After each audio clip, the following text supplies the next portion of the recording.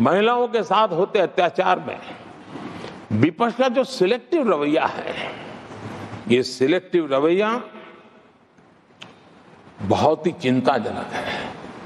आदरणीय सभापति जी, मैं आपके माध्यम से देश को बताना चाहता हूं, मैं किसी राज्य के खिलाफ नहीं बोल रहा हूं, न ही मैं कोई राजनीतिक स्कोर करने के लिए बोल रहा हूं, लेकिन कुछ समय पहले मैंने बंगाल से आई कुछ तस्वीरों को सोशल मीडिया पे वीडियो देखा। एक महिला को वहां सरेआम सड़क पर पीटा जा,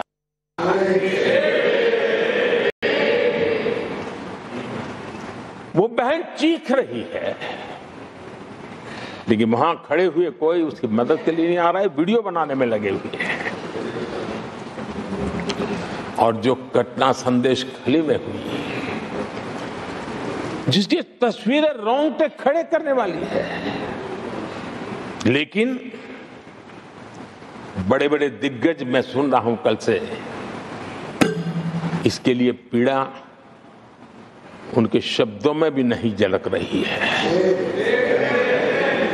इससे बड़ा शर्मिंदगी का दुखद चित्र क्या हो सकता है?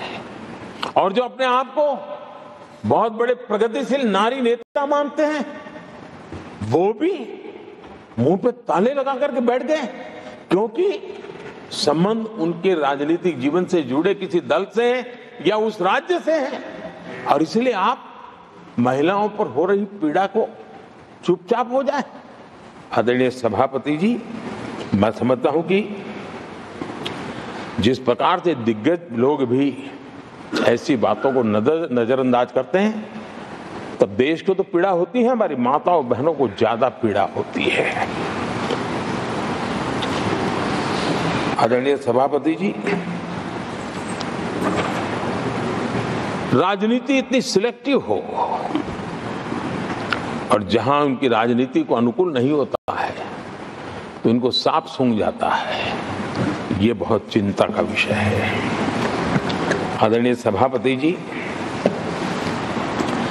भारत की जनता ने तीसरी बार पूर्ण बहुमत की स्थिर सरकार चुनकर देश में तो स्थिरता और निरंतरता को तो आदेश दिया ही है, लेकिन इस चुनाव के नतीजों ने विश्व को आश्वस्त किया है। आदरणीय सभापति जी,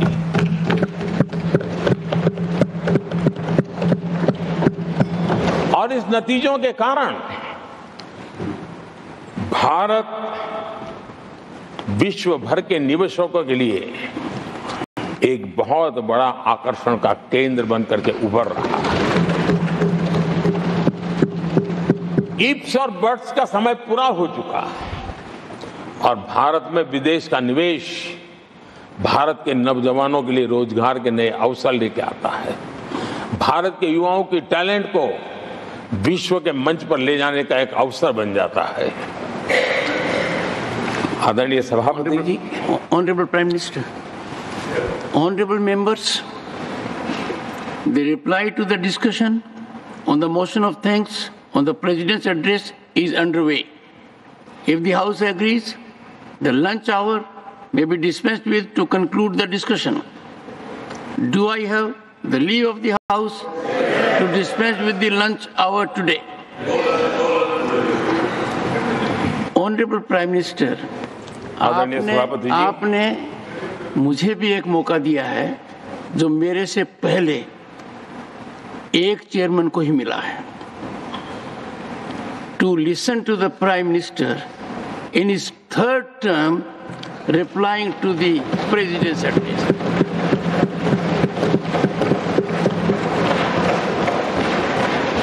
और आपसे इंस्पिरेशन लेकर आप देखिए, टेबल के ऊपर हमने पुरुषों का 1/3 रिजर्वेशन कर दिया है।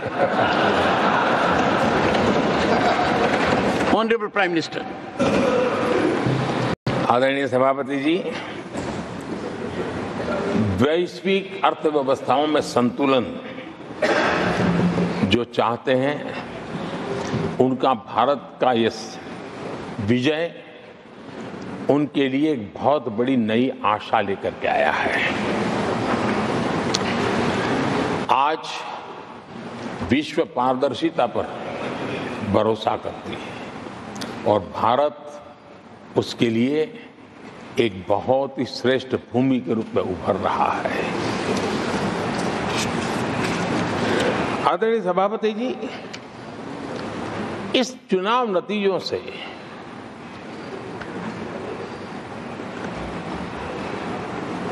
जो कैपिटल मार्केट है उसमें तो उछाल नजर आ ही रहा है, लेकिन दुनिया में भी बहुत बड़ा उमंग और आनंद का माहौल है। तो मैं अपने व्यक्तिगत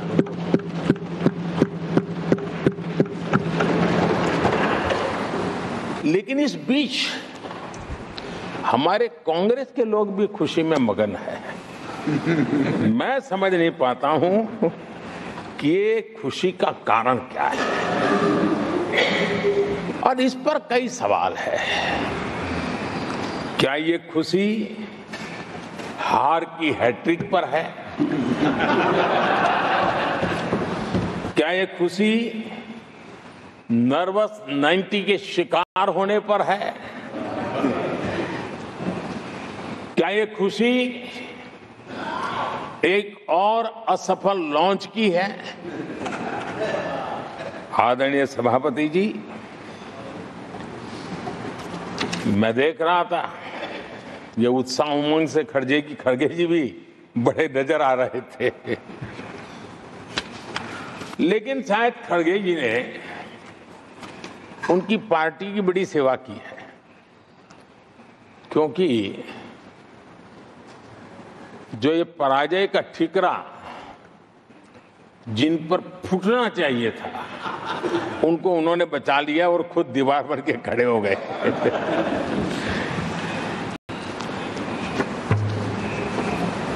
और कांग्रेस का रवैया ऐसा रहा है कि जब जब ऐसी परिस्थिति आती है तो दलित को, पिछड़े को ही ये मार झेलनी पड़ती है और वो परिवार बच निकल जाता है। इसमें भी यही नजर आ रहा है।